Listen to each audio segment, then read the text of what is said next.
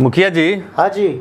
रवा के तो बहुत बहुत सारा फरारी भइल हो, लेकिन हमारा की ओर जनी भादो में। अच्छा भादो में। हाँ का भइल बा भादो में? लौकी जन बुआई कचड़ा जमी गेल होई। हाँ बात तो सुनी पहले। हाँ। सुने से पहले ही रवा कचड़ा के उठा देतनी। हाँ कचड़ा वाला आदमी कचड़े में जाने। हाँ हमरा पहले ही शौक रहला। हाँ हमार भाई रहला हाजीपुर। हाजीपुर। हाँ अच्छा नर्सरी में। अच्छा नर्सरी। अरे ऊपर मेडिकल हड़ू ऑपरेशन करे वाला। अरे बुरबक दुनु गधा। ना एक मिनट। और नर्सरी स्कूल के पढ़ाई अच्छा वाला स्कूल के। अरे वो ना रे बुरबक। ऊपर है कोई है नर्सरी में। वो पता ना हो। अरे तो बुरबक हाँ तू मुखिया हो, वो गांव के दुखिया हो। अच्छा। बतिया समझ लोगिन। हाँ भाई रहला हमार हाजीपुर नर्सरी में। नर्सरी का कहा जाला? पहला क्लास के ना? पेड़ पौधा के। अच्छा पेड़ पौधा वाला। तो ओजो एगो लौकी के पेड़ मिलल इनका। लौकी के पेड़। लौकी के पेड़। तो वो बड़ा तरह छोट। छोट। तो हत हो। तो जब वो छुट्टी में अइलन घरे। हाथी चिकी रहे अपनावा। हत हाथ के हो। चक्कर है महाराज एक हाथ के। एक हाथ के। एक हाथ के। अच्छा जब वो घरे अइलन छुट्टी में, हाँ ओकरा बाद हाँ वो पेड़ लगा धल गेल खेत में। लग गई। आ वो लौकी जब घूम घूम के घूम के देखी गिरने महाराज। लगा, पंखा लेखा ना हाँ। ऐसे गोल गोल दाढ़ी ओकर अच्छा पातर पातर। अच्छा हत डंडे गाड़ल होई तो घूमिए घूम के जाई। उहे तब मेन बात बा कि उहे डंटो नहीं के मिलो। कोई डंडा नहीं के मिला। मैं 152 हाथ के गोल बल लंबा। 152 हाथ। हम तो अरे खुद सोचा बाप तनी कि रो मांग लेते बासवा। काहे खातिर मांग गांव के रो मुखिया जी कम से कम हेल्प करी महाराज। बहुत बढ़िया बीज भेटाइल बा। तो ई आई चोरा मैं के मंगला पे देबे ना करी। हाँ ऐसे ही बताओ। ता लौकी को लेके ला कि 12 तरह के हम। अरे अभी तो फूल बतिया भेले महाराज। ठीक बा। हाँ एक दिन पर्दार के बांस लगोइनी हो, हाँ। तो डबल बांस जब जोड़ियनी हनु, अच्छा। तो गप से ना बेंड हो गेलो। अरे बाप रे। तो पातर पातर बांस छोटे छोटे इधर बेंड। मैं मोट मोट रहलो, डबल जोड़ियनी तो बेंड हो गेलो। हत हाथ ना मोट होई बसावा लगले हो। हाँ हाथ ना बांसवा ना मर्दे लौकिया के जौन लतरवा गइल बनु झाड़ावा, ओकर लोडवा साला वो डाउन कर देलस। वजन से। तो वही से जौन सबसे बड़ बार हुआ कोठ में बांस, हाँ उहे चाहिए। बाबा 148 हाथ के बा। ना तो हमरा 52 चाहिए। 52 चाहिए। ओहू में तो माइनस होता। तो ओकरा में लाठी लठिया काट के ऊपर जोड़ दियो जोड़ ऊपर। गई। हाँ ऊपर जोड़ तो उससे बढ़िया सोरवे सहित नाम कोड़ लेम के पूरा हो जी, उससे ज्यादा हो जाएगी। हाँ हाँ बबुआ। मैं जेसीबी से कोड़वा लेम। हाँ ठीक बा। बस और ये राउर। ना एगो बांस का होगा तो मैं काहे के। तो ई बताई रउआ बांस के चिंता में रही कि अपन लौकी के चिंता में रही? व्यापारी मार पहले ही से ऑर्डर पर ऑर्डर देला बड़े सन। ऑर्डर पर हो गइल बा। इतना शानदार 152 हाथ के जौन लौकी गइल बा ऊपर। अरे बाप। देखत नहीं हाँ ई गोल गोल है पता ही। बाप रे। ई ऊपर आओ सही अब टाइम। फरी तो कितना धमाका करी। हाँ हाँ हाँ ठीक। तो अगर मंजूरी होके तो हम राउर बांस के कोपड़ निकलवा के लेके जाए। बांस तो काटे तो लेवल पूरा होई ना, हाँ ना तो जेसीबी से निकलवा ले पूरा। ठीक बा ठीक बा। ठीक बनो। एगो काम करे के बा। तो 2-4 गो लौकी हमरा के पहले भिजवा दी हो। फरे तो दी हाँ ठीक बा। 2 हफ्ता के अंदर में। हाँ मैं इतना फरी लौकी, इतना फरी कि पूरा टोला अनहार हो वो जाए। तो बच्चा इनका के हिम्मत पहुंचाइयो सियान पहुंचा दियो। हाँ खाए लायक बाजका लायक। पहले व्यापारी, हाँ बाद में आध कपारी। रउआ कहतनी हमारे कपारी थोड़ी है, कपारी है हमें। पहले ए जरूर निकली, हमरे पे काहे फेंकत हो। रउआ लगे जाई, इनको लगे जाई, हड़बड़ाइले काम लिखे। अच्छा मैं लौकी के व्यापारी पहले ही ऑर्डर पर ऑर्डर। ऑर्डर पर हमारा भाई एक ट्रेलर चाहिए, हमारा एक ट्रैक्टर चाहिए, हाँ। हमारा एक ठेला चाहिए। अरे बाप रे बाप। वही में रउआ के दिया जी, कौन कमी के बा? हाँ ठीक बा ठीक बा ठीक। ठीक बा। तो व्यापारी तार आ गइल। आ गए। लेकिन बांस के कोपड़ हम कोपवा ले पूरा। हाँ ठीक बा ले। जैसे कि ओकरा साइज के बांस एरिया में नहीं। नहीं रउआ मुखिया जी को मिलल हो, एकदम बा। उहे चाहिए। ठीक बा। हमारे बांस जहाँ लंबा चीज होला नो तो हमारे बांस जइबे करेला। हाँ सीधा बा हमें जोड़ियावे के ना पड़ी। ना जोड़िया के ना। आ मैं हमर लौकी पूरा एकदम टोला के लोग अंधेरा क दी। आ जब फरी नु ओकर बाद देखी बारिश लौकी के सिवान हो, गोपालगंज, मधुबनी हो, दरभंगा हो, बक्सर हो, बेचा गइल। नाती जौन बात दिमाग हमारा ऑर्डर। अरे तो मौत को लौकी के तो पेड़ देख के मन करता कि लौकी के पेड़ हम कबार दी। कबार दी। तो गांव के लोग जौली तो का होई, ये सोचबो करबो लोग कि इनका हाथे कैसन पेड़ लागबे। तो हमनी के जरूरत थोड़ी बनी जब तारीफ करते हैं जनो। मुखिया जी से बहुत विश्वास ले, इतना माने विश्वास ना लेकर हम बांस के कोपड़ दे देता नहीं एगो बांस पूरा कोठी है। तो इनका कहीं वैसा ना भइल होई। मुखिया जी लेखा भइल तोरो कहीं। ना, बताओ तो।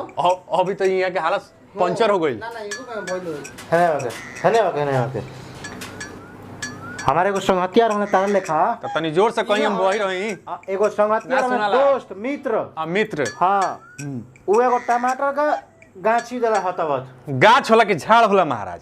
त गाछी कहे हमनी के ओकरा के बियो कहेला आदमी। सुनो पेड़ कह दो ओकरा से बढ़िया वो कह देबो त ठीक सुन रही। अभी गाछी में त पेड़ कैसे कह दी? अच्छा हनो हतवत गाछी देला हां ठीक हां पता बिया हां बिया त उ बड़ा एतवत बिया होला महाराज। हाँ। हई हेती हेती बिया होला हिते हिते जामे तो ओकरा के बिया कहे जा त झाड़ कहीं ओकरा के। हत होई हत ना अभी दूसर का नहीं की थैले। बा हमरा त लागत हेती चुकी। हां अति चुकी रह अच्छा चलो तो का भइल नो हाँ। कि ओकरा कुदारी से ना जेसीबी से गड़ा खोनी करो पवनी ओकरा के। टमाटर के हां हई हेती चुकी झाड़ के। हां हां होत गाड़ी ए सुना हां कपार में ढील बा ढील तो नहीं ढील तो नहीं खे। जेसीबी से करे खनमाओ नहीं है JCB से? हां 5 मीटर रहने 5 मीटर रहने झाड़ हेती चुकी। हाँ। आ जेसीबी से गढ़ा मारवा दे। हां 5 मीटर गहिरा हेलो अरे 5 मीटर गोहिना 5 मीटर लंबा है।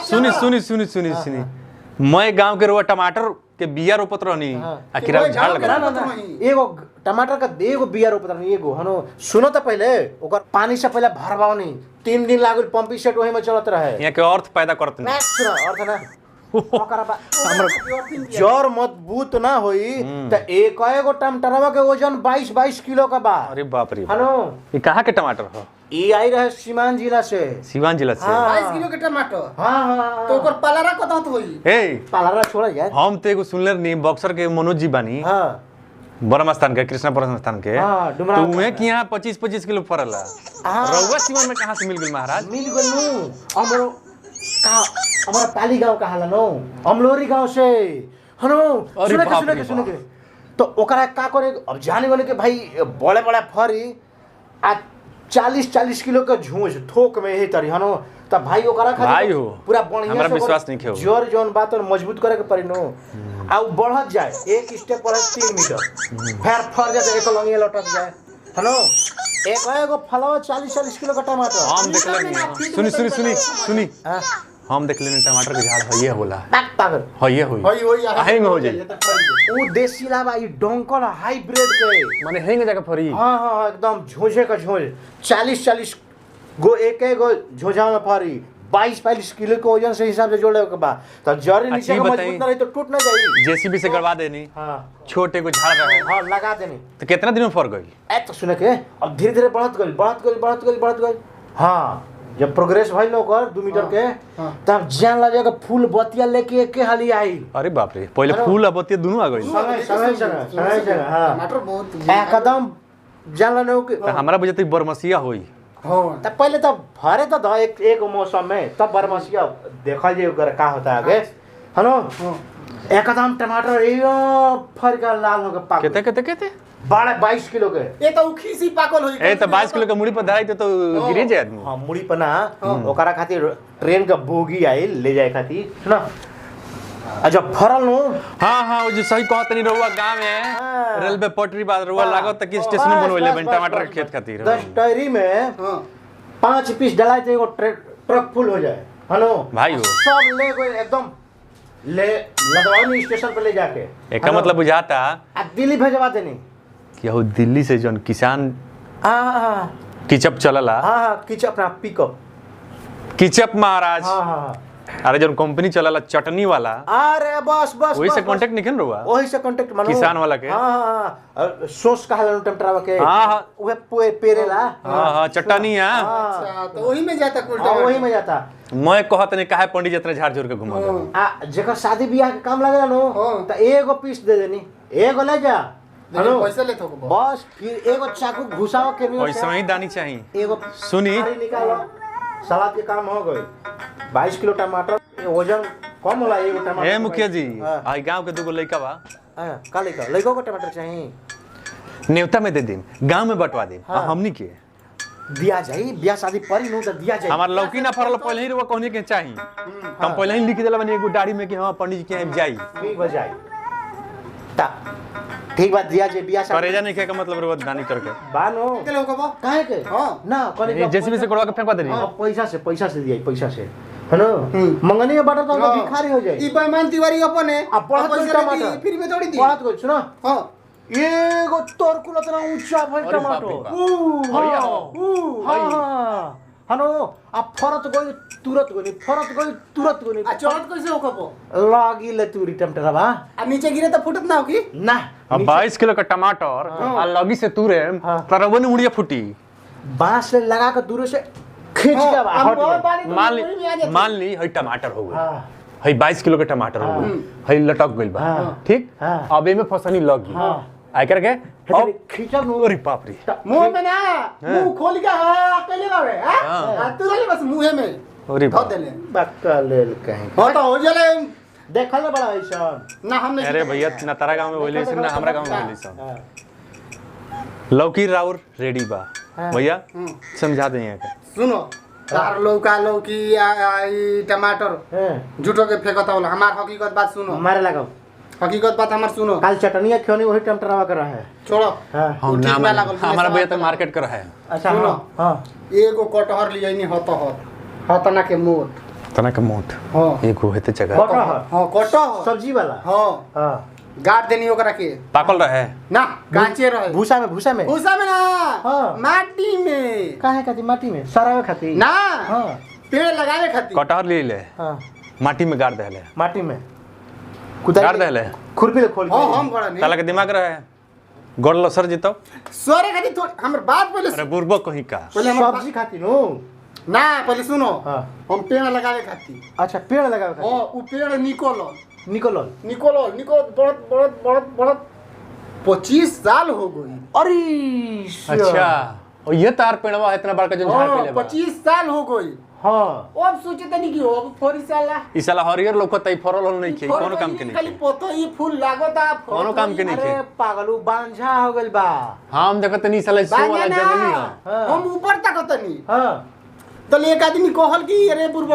फरत नहीं के 25 साल हो गई ए महाराज लोकत है पेड़वा के नीचे हाँ मछरी लिया के हाँ। गाड़ होय देख गधा वाला बात पेड़ के नीचे मछली गड़ी है वाह रे बाबू वाह खाद डाला गोबर वाला कंपोस्ट वाला अरे गाय के खाद डालो भैंस के डालो बकरी के डालो सुनो उनको मछली गाड़ सुनो ना आ कहता तो नु तो हमने के दूर में झाड़ा फिर दी काहे खाती झाड़ा फिर दो में हाँ। खाए वाला चीज में तू झाड़ा फिरे के आगे बढ़ो जरी में नो तू अपने टमाटर में होगा मुँह तो हमारे में काहे घुसता हाँ तका भाई सुनो हाँ जब कोड़े चलनी हाँ जे दो चार कोड़ देला। कोड़नी हाँ। ने होई होय हे हाँ फिर तोले फोच दे वही में कहा गई कुआ कोआ पाकी गोल अरे बा बाप कटो रे बाप अरे बाप रे कोआ कोआ पाक गोल बा कुआ हो अरे माटी में तोर कुआ फर गई हारी पाकी गोल वही में माटी के अब नीचे? हम ऊपर देखो त नहीं साल नीचे फोड़ के पाकल बा अरे साला पूरा जिंदगी में हमना सुनले नहीं कि ऊपर से ना नीचे फरे लगल नीचे नीचे हाँ ओब जानो की कोटोहर माटी हटवैनी जेएसपी बोला के अरे पूरा गांव हटवा देनी अच्छा, सब नीचे नीचे फैल गई रहे अच्छा सुन सुन फेड़वा खोले रहे गिरल ना पेड़वा के जरिए थोड़ी ना हाँ। तनी मनी हट गई रहे अच्छा हाँ हाँ ई मछली खातिर हाँ। पेड़ के नीचे माटी हटैले हाँ। मछली डाले खातिर हाँ। कि कटरे से फरी वो से पहले कोआ इनका हाथ में हां कोआ हाथ में एक मतलब हमारा बुझाता कि पूरा एकदम मैं टोला में अरे एकदम पूरा हेने जा 50 मीटर कटहर के सोर लंबा लंबा होला मालूम बा हाँ हाँ ठीक ठीक हाँ। यानी कि पूरा सोर में हेने कोई नहीं 100 मीटर के दूरी पे गोड़त कोई नहीं हूं तो मोने तक ले साला फैलोल बा हाँ हेने 150 हाँ मीटर के दूरी पे नहीं महाराज हमरा बुझाता कि गांव से 5-5 किलोमीटर इनकर गोल का दिमाग कटहर खराब भइल बा का कि हमार दिमाग खराब तू हो कहां बड़े बड़ा अब का करी भाई इतना तो सोधी ना कुआ हाँ वो व्यापारी बोलो ही नहीं हाँ व्यापारी भी खबर देनी वो आइल हाँ हाँ 10 गो गाड़ी पे लगाता अच्छा अतले खुल गई हाँ। अतले फिर पाछी गया के हाजिरी गाड़ी हो ई बताओ गांव के केहू के ना देत रही ना ना काहे मैं कि हम मैं तार कितना कटहर फोड़ गए कि गाड़ी पर लदाइल और फिर तुराइल अब नीचे लदाइल तुराइल नीचे वही में बैठ गेल तो हम का करी अच्छा हां बड़ा सोचे वाली बात हो गई बा सोचे वाली बात नहीं के हाँ। ससुर के नातिया तना फेंको तो दिमाग हमर खोल हमारा के बैठ गया। बुझाता हाँ। तू ज्यादा फेंक रहा ना होगा सुनो अभी गाड़ी से जाता आवता तले गांव के आदमी आइलन अरे 50 पेड़ के 50 मीटर दूरी पर है ने 50 मीटर है ने हेने 50 गोल बा हम तो 150 गोल बा काहे न के बात मानो अरे बाप ये मुखिया जी वो कहां रहला गांव में रहला कि सुनी सुनी हमारा भी तो बात सही होई कटहर के काज के भरोसा अरे ना ना जल बहरी सुनी रहे, ना। गाँव से बहरी रहे गांव से तनी दूरी पे रहे रोपनी अपना किया हाँ कटहर हाँ हाँ। हमार बाबा रोपनी अपने के यहाँ कटहर हाँ। आई जाके फर गल परिवार दूसरा मतलब ए तहरा ना ऊ ना ना हम बताओ तनी मैंने सुनले रहनी हाँ, हाँ। जाके दूसरा पटदार के आंगना में जाके निकल गए। अच्छा हो जूलिया क्या करना में तो वो सही जान लो। ऐसे कहता नहीं कि कटहर खा खा के खूब एकदम ऐठा चलाती है। अरे देखो सुनो, हमारा बुझा मांगो बोला तो दे हम ना। कटहर के गाछ पर भरोसा बा लेकिन तू इतना फेंकत रहनु हाँ। कि ऊपर भरोसा नहीं है। मैं देख फेंक काहे नहीं के भरोसा दे हम ना तो उन लोग के मंगियो लो मो। एक कटहर का कुआ खाई देखा चेहरा है देखा था ये कटहर का कुआ खाई बड़ा है देखो कब का बकल यही तरी बकलोल के कुछ बुझाइबे ना करी। सुनी हां कटहर फरा ले हाँ। रवा टमाटर फरा ने हाँ। अब आइल हमर लौकी के बारी। अच्छा हां ए बाबा हमार लौकी फरे दी महाराज सुन ना बासवा दे दी बस का के दे दी हम जूली मिल के खाई जा की तो लोग आपस में ले लो हम ना ठीक बा, ले दे, ले, हम ना ले। ले हम ना दे हम ना ले हो। हां जा तार लोग के ना तारा कटहर से मतलब ना ये के टमाटर से मतलब ना हमारा टमाटर ना पची। ना तार तो हम लौकी ले हम ना तार हम टमाटर ले। ठीक बा। नमस्कार दोस्तों, मैं संजीव कुमार, ये हमारे गुरुजी तिवारी जी नमस्कार और ये हमारे मित्र दया जी। मैं आपका जो श्री प्रकाश तिवारी। ये देखो वीडियो आप लोगों को कैसा लगा बताइए कमेंट करके। कमेंट करके जरूर दीजिएगा जरूर और हमें बताइएगा। सपोर्ट दें, सब्सक्राइब करें अगर हमारे चैनल पर नए हैं जी। और पुराने हैं तो सिर्फ लाइक करें, हमारा वीडियो देखिए। आपको कमेंट में बताएं कि आपको हमारा वीडियो कैसा लगता और है। टमाटर खाते रहिए, तिवारी जी का टमाटर ना है। महाराज एकदम 25 किलो का सेहतमंद टमाटर बनेगा, रहेगा। नहीं चाहिए। ना हमारे लौकी का इंतजार कीजिए, लौकी फरेगा हम आपके घर तक खाली डिलीवरी करेंगे। लौकी टमाटर ना। ठीक बा खाली सरकार, कटहर। रोवल कमेंट भी दी कि लौकी चाहिए, कटहर चाहिए, टमाटर चाहिए। थैंक यू वेरी मच, लव यू।